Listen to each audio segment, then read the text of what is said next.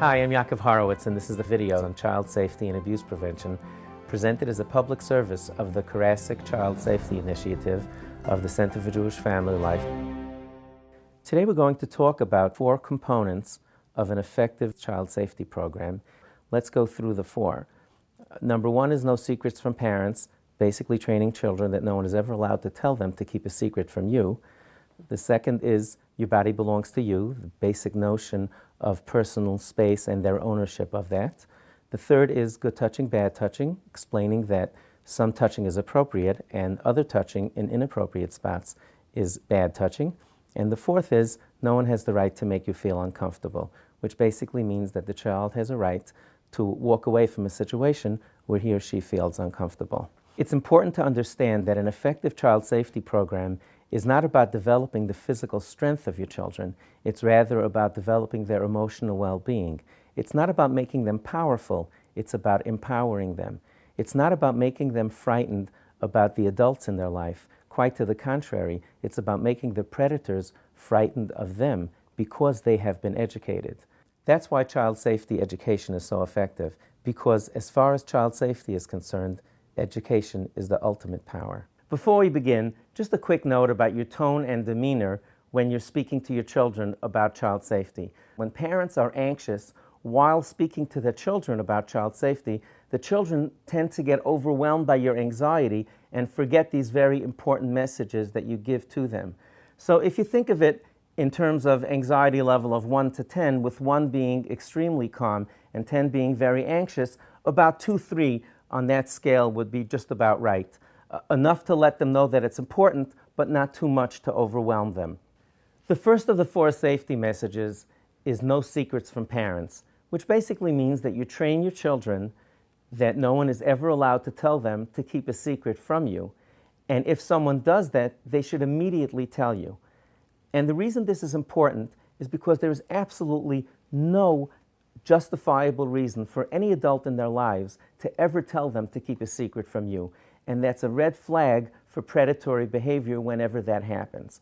And that's why it's so important that as parents, you get in the habit of having regular conversations with your children, preferably every day when they come home from school, when you come home from work, over dinner, just to turn off your phone for a few minutes, really listen to them, find out about their day, and get them in the habit of downloading whatever happened to them during the day, good, bad, and everything in between. The second of the 4 safety messages is your body belongs to you. Basically, explaining to the children that they have personal ownership of their body and their own personal space. Now that might seem pretty simple, but it's very important that children internalize this concept. In fact, if children even have their own drawer at home, that in and of itself is helpful to them in understanding their personal space and understanding that they have a right to defend that. Good touching, bad touching is basically explaining to children that in the physical interaction with other children and adults, there's some touching that's okay and there's some touching that's not okay, namely if someone touches them in a private spot.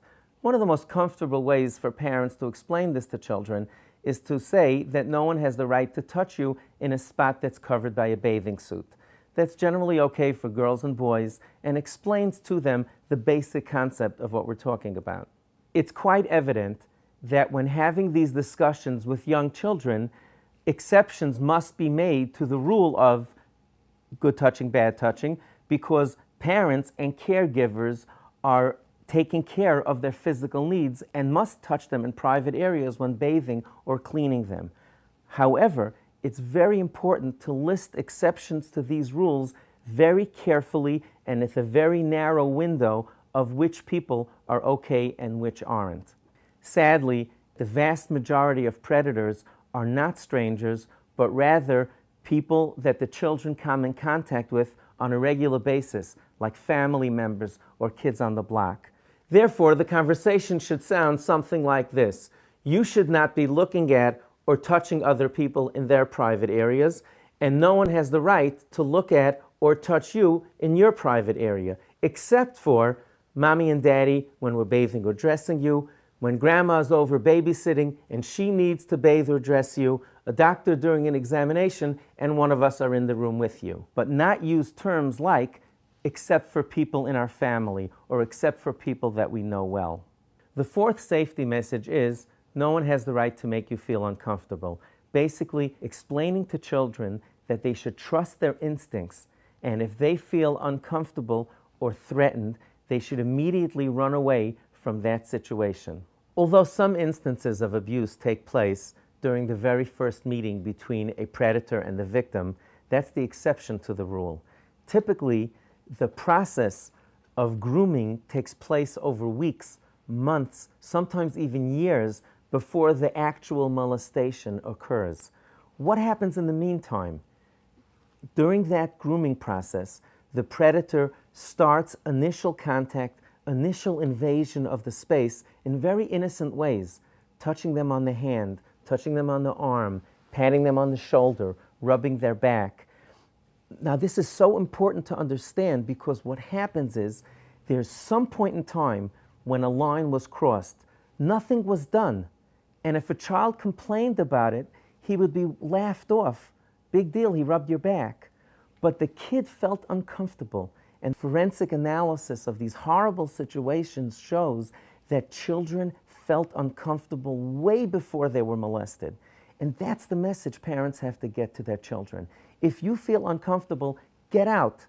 And if you come and tell me something, and I don't think it's that serious, you still did the right thing. You have to teach your children to trust their instincts. The predators are very evil about this, and they're very brilliant in how they break down the children's defenses. And the best solution to this, the best defense against this, is to teach your children to trust their instincts and get out the very first second that they feel uncomfortable. Each and every one of these 4 safety messages are very valuable lessons for children that really keeps them safe. No secrets from parents. Your body belongs to you. Good touching, bad touching, no one has the right to make you feel uncomfortable. Let's face it, we can't follow our children around for the rest of their lives, nor should we. They need to live their lives, go to school, go to summer camp, go to play dates with friends. What we need to do and what we must do as parents is to provide them with portable protection that they can take with them wherever they go. And these 4 safety messages can help you do this. So study child safety and give your children the gift of protection.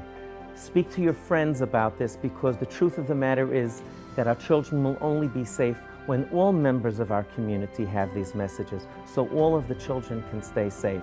The greatest gift that you can give your children is to become educated yourselves about effective, research-based child safety programs and to have the wisdom and the foresight to train your children to protect themselves and remain safe and secure at all times.